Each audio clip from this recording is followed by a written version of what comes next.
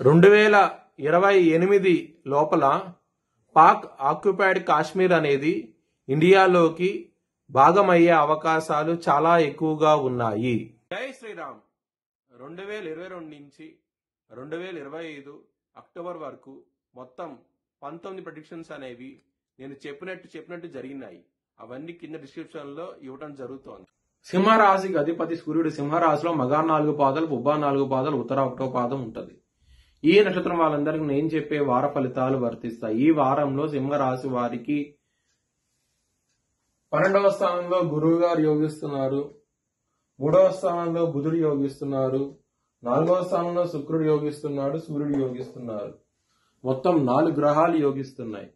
చాలా చాలా అనుకూలంగా ఉండబోతోంది. మీరు బ్రాహ్మణ నవ నువ్వులు దానం చేయండి. ఇక్కడ అష్టమ స్థానంలో శని భగవాన్ ఉన్నాడు కాబట్టి నల నువ్వులు దానం చేస్తే కనుక మంచి ఫలితాలు ఉంటాయి. అలాగే మీరు నవగ్రహ టెంపుల్ కి వెళ్లి ప్రదర్శనలు చేయండి. చాలా చాలా మంచి ఫలితాలు ఉంటాయి. మంగళవారం రోజున, శుక్రవారం రోజున ముఖ్యమైన పనులు స్టార్ట్ చేస్తే ఖచ్చితంగా విజయం సాధిస్తారు.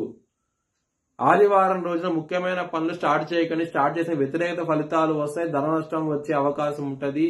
ఇబ్బంది పడే అవకాశం ఎక్కువగా ఉన్నది. కొంచెం జాగ్రత్త తీసుకోండి. సింహరాశి వారికి ధనపరంగా మాత్రం ఎటువంటి లోటంటూ ఉండదు. మీకు లాభాధిపతి అయిన బుధుడు మీకు తృతీయ స్థానంలో ఉండటం మూలంగా మంచి ఫలితాలు ఉంటాయి. ధనపరంగా మాత్రం, కుటుంబ పరంగా మాత్రం ఇబ్బందికరంగా ఉంటది. అష్టమ శని, అష్టమాధిపతి అయిన శని 2వ స్థానాన్ని చూస్తున్నారు, కుటుంబ స్థానాన్ని చూస్తున్నారు. అష్ట కష్టాలంటూ పెడతారు. కుటుంబ పరంగా మాత్రం కొంచెం జాగ్రత్త తీసుకోండి ఈ వారంలో అయితే కనుక. మళ్ళీ కుటుంబాధిపతి 3వ స్థానంలో వక్రించి ఉన్నారు. దీని మూలంగా కూడా కొంచెం ఇబ్బంది పడే అవకాశం ఉంటుంది. కొంచెం జాగ్రత్త తీసుకోండి. లవర్స్ కి మాత్రం అంత అనుకూలంగా లేదు. మీకు ఇబ్బంది పడే అవకాశం ఉన్నది. ఇక్కడ 5వ స్థానం మీద శనిగా దృష్టి ఉన్నది. దీని మూలంగానే లవర్స్ కి ఇబ్బందికరమైన వాతావరణం అయితే ఉంటది. మరియు పంచమాధిపతి 12వ స్థానంలో ఉన్నారు. దీని మూలంగా కూడాను లవర్స్ కి ఇబ్బంది పడే అవకాశం ఉన్నది ఈ వారంలో. శత్రులు అనేవాళ్ళు చాలా అధికంగా ఉంటారు.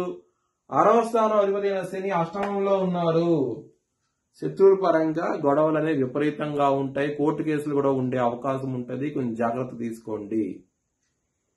బిజినెస్ పరంగా కొత్త ప్రాజెక్ట్స్ ని ఇంప్లిమెంట్ చేయకండి. ఇబ్బంది పడే అవకాశం ఉంటుంది. ధన నష్టం వచ్చే అవకాశం ఉన్నది ఈ వారంలో.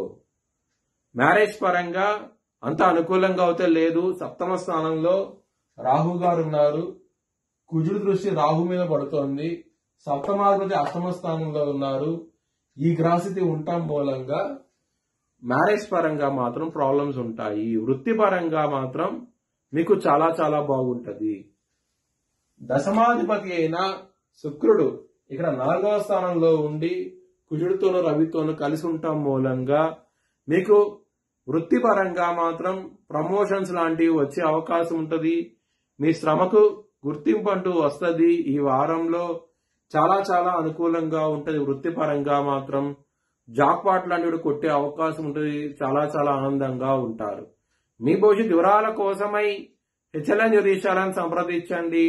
Please like, share and subscribe my channel.